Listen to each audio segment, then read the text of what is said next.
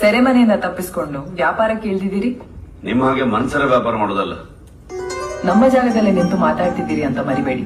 ಜಾಗ ನಿಮ್ದೆಲ್ಲ ಕಾಣ್ತದೆ, ಉಸ್ತುವಾರಿ ಮಾತ್ರ ನಿಮ್ದು ಅಲ್ಲ ಪೇಪೆ.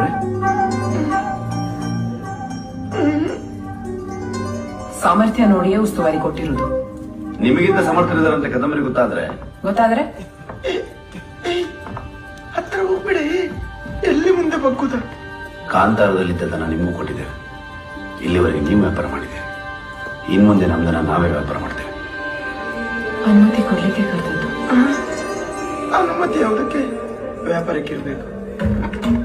ಕಂದಾಯ ಒಂದು ಕಟ್ಟಬೇಕು. ಎಷ್ಟು?